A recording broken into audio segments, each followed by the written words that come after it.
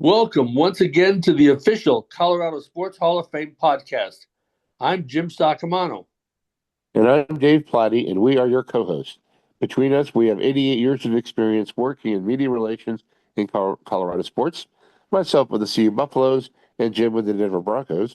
And we both served time with the Denver Bears AAA baseball team back in the 1970s and 1980s.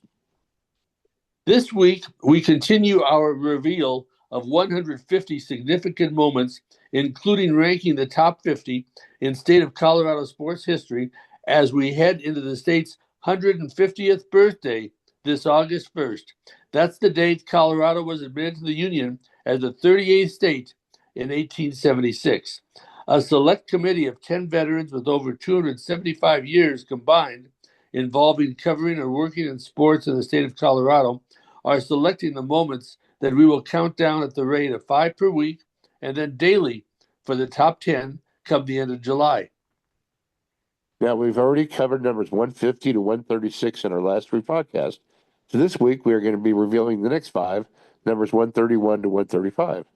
As we count down, all are being cataloged on the Colorado Sports Hall of Fame website, along with all our podcasts.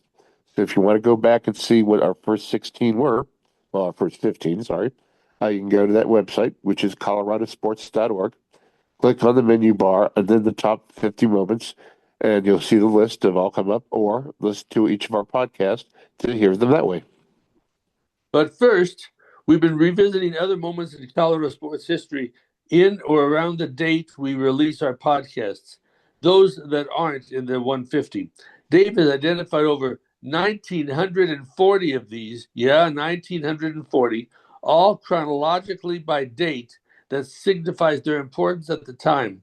We do not want to forget notable moments from the past that had a significant impact on the state's sports scene. For example, let's go back to January 23rd, 1989. Denver Nugget and Michael Adams made at least one three-point field goal for the 79th straight game, which set a Nugget and NBA record at the time. And that's when the high volume of three-point shots really weren't that prevalent yet. Not like today where you see like there's 40 or 50 in a game. Back then, sometimes there were only 3 or 4 attempted. So for Michael Adams to make one in 79 straight games was quite a feat. The streak began almost a year earlier, January 28th, 1988, when he made 3 of 5 in a win over Milwaukee, and ended with a 1 of 7 effort at Indiana. He was 0 for 6 in his next game. During the streak, he made 186 of 533s. Wow.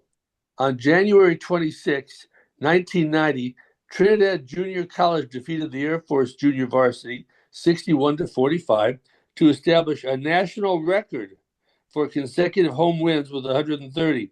The old mark of 129 was held by the University of Kentucky 1943 to 55 under the legendary Adolph Rupp, and Allegheny Community College 1981 to 88.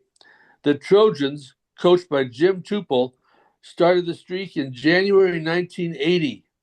The streak reached 132 games until in-state rival Sterling's Northeastern Junior College ended the incredible run on February 9th. And Jim, you have another one? Yeah, on January 27, 1998, an estimated 600,000 fans lined the downtown Denver parade route and the Civic Center celebration for the Denver Broncos Super Bowl 32 victory. Now, being on the staff, were you on a fire engine? Were you in the crowd? Where did the staff go in the parade? I was in a fire engine, Dave. How cool was that? That was pretty cool. It was all pretty cool. And you could have your family with you, right? I don't think I had my family with me, but a lot of the players did. So, now, this by no means isn't a greatest moment, but I think we need to pay homage this week to remember the 10 members of the Oklahoma State men's basketball team traveling back home to Stillwater on January 27th, 2001, who perished in a plane crash after playing the Buffaloes in Boulder.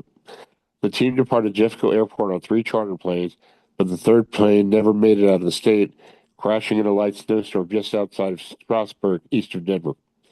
The 10 members of the traveling party included 2 players who perished in the crash, we do want to remember those lost in the tragedies. I knew two personally, Will Hancock and Bill Teagans. Will was the sports information director, son of Bill Hancock, if that name rings a bell. Bill Teagans was a radio play-by-play guy. And that memorial is a very nice memorial. It's just off exit 308 on Interstate 70. So if you've never had a chance to go see that memorial, I would recommend that you do it. And just remember the 10. That's the slogan that Oklahoma State came up with. And they honored them at a basketball game just yesterday. All right. As we've been saying lately, as Casey Kasem used to say on American Top 40. And now on with the countdown. One of the greatest moments in Colorado sports history. July 13th, Number 1984. 125. Phooey. July 13th, 1984. The second Denver Dream Old Timers baseball game took place before 38,899 at Mile High Stadium, with the highlight being Vice President George H.W. Bush, not only in attendance, but playing in the game. Donning a Denver Bears uniform, he went 1 for 2 from the plate. He first faced Warren Spahn, popping up to second baseman Milt Pappas, who intentionally dropped the ball, before singling to the center of Pappas his next time up. He also played a couple of innings at first base, where he robbed Tony Oliva of a single, guarded by members of the Secret Service. The 60-year-old Bush was in town for the state's GOP convention that weekend. On hand to sign autographs among many Hall of Famers included Joe DiMaggio and Billy Martin. I imagine you were there. Wouldn't have missed it. Number 134. On April 15th, 1970, Spencer Haywood scored an ABA record 59 points in the regular season finale, leading the Denver Rockets to a 152-116 win over the Los Angeles Stars in Denver. He also grabbed 25 rebounds and had 3 assists. The record would stand for 2 years. The 152 points matched Denver's most in an ABA game at that point, first done just a week before on April 6th against the Dallas Chaparrals in a 152-113 home win. Denver would top the 152 points 3 times in future ABA play, 156 and 153 in overtime games, and then a 155-128 regulation win over Virginia in the league's last season when all 10 Denver players scored in double figures. Number 133. On March 15th, 1999, playing in her final home game, a second-round NCAA tournament game, Colorado State senior Becky Hammond scored 30 points to lead the Rams to an 86-70 win over Southwest Missouri State to advance to the Sweet 16. Hammond was 6 of 12 from the field and 16 of 17 from the line and had 8 assists. CSU finished 33-3 on the season after dropping the next game to UCLA. She scored 21 points in the 77-68 loss to the Bruins, finishing as the state's all-time leading scorer by a women's collegiate for 2,740 points. And Jim will take the next one. Number August 132. August 10 to 12, 1916. That's a long time ago. The Pikes Peak International Hill Climb is run for the first time. Originally intended to stimulate tourism in the Colorado Springs and Pikes Peak region, it drew tremendous crowds from the start. Initially called the Pikes Peak Auto Hill Climb, Rhea Lentz, in a Romano special, won the inaugural race that covered the 12.42 miles in 20 minutes and 55.6 seconds, with Floyd Clymer winning the motorcycle class in a time of 21.58.41. Through the years, the legendary Unser family, Lewis, Bob, Al, Robbie, and Al Jr., won a combined 25 titles racing the course, which covers a 4,725-foot increase in elevation, starting at 9,390 feet to a summit of 14,115, with 156 turns in between. Number 131. Jim, you take this one since I'm fighting a cold, and this is actually you were there, and it was your team. Okay, thank you, Dave. On January 8th, 2012, the heavily favored Pittsburgh Steelers battled back from a 20-6 deficit to force overtime with the Denver Broncos after tying the game at 23 all in this AFC wildcard contest. Denver got the ball first at its own 20 to start the extra session, which would last all of 11 seconds. I always think that if somebody literally went to the bathroom, like, I'm going to go to the bathroom first and then I'll come back, they would have missed it. Tim Tebow threw a play action pass to Demaryius Thomas, who caught the ball at the Denver 38 and then outdistanced Steeler defenders to the end zone for an 80-yard score, a 29-23 Bronco win that culminated in the quickest ending to an overtime in NFL history.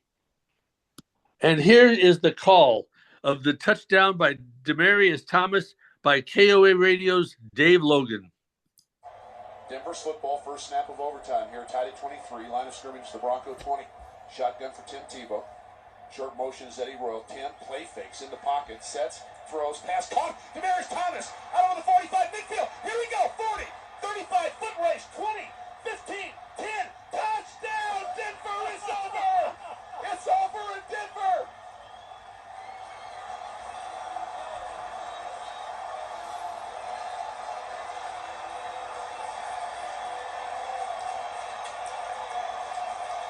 The crowd has lost their mind. It is over.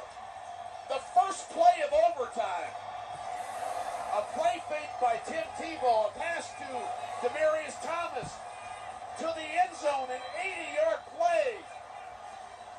And the Broncos are headed to Foxborough to play the Patriots next Saturday.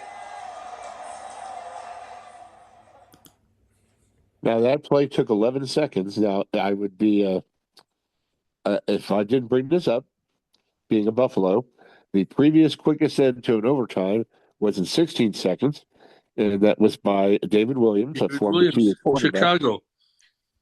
Yeah, it was a Thanksgiving Day in Detroit. David Williams returned the overtime kickoff 95 yards to give the Bears a 23-17 win at Detroit. That was the quickest overtime. That was actually in 1980, so that record held for 32 years. So, Jim, talking about Tebow's time here in Denver, it seems like some of the media welcomed him, other media were chastised him. What do you remember most about Tebow's time here in Colorado? I remember that he was a quality guy, and he remains a great person. In fact, I went to see him at the Arizona Fall League when he stopped playing baseball and signed on with the Mets. And he was always, but that's how the media is. He was always criticized and so forth and so on.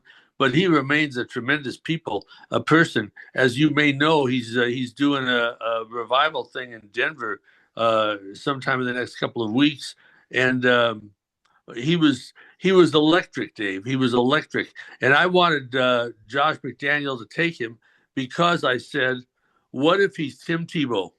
What if he's that good? I don't want to watch him playing for the Chargers or Oakland the next 10 years." And we took him, and then he turned out to be, not so hot, but he had this great moment. He had this moment, and that'll last forever.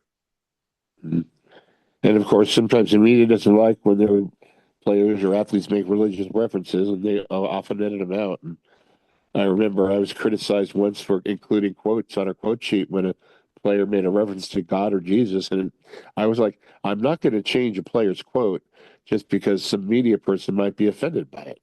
It's what the player said. I'm not changing it. Yeah, don't get me started on the media's opinion regarding religion. So, at any rate, let's wrap her up, Jim. Okay. Thanks for taking the time to share those thoughts and memories with us. We hope you're enjoying our podcast. Keep spreading the word. We want to thank our sponsors, Pasta J's in Boulder, located at 10th and Pearl, just west of the Pearl Street Mall, and the Colorado Collegiate Chronicle, published by Tim Simmons, another veteran PR man in the state that provides an in-depth look at college sports around the state. And if you haven't looked at the Colorado Collegiate Chronicle, you should. And the voice of the Buffaloes, Mark Johnson, for introducing each moment's number. And that puts a wrap on our 13th podcast. Tune in next week for the next reveal of the state's top 150 moments. We hope you're enjoying our reminiscing with our Colorado Sports Hall of Fame guests, as well as our trips down memory lane in the state's sports history. A reminder that the Hall offers tours of its museum, as well as Empower Field at Mile High Stadium, and that the Colorado Sports Hall of Fame class for 2026, there'll be 6 new inductees that will be enshrined this coming April 16th at the Hilton City Center in downtown Denver. See you next week.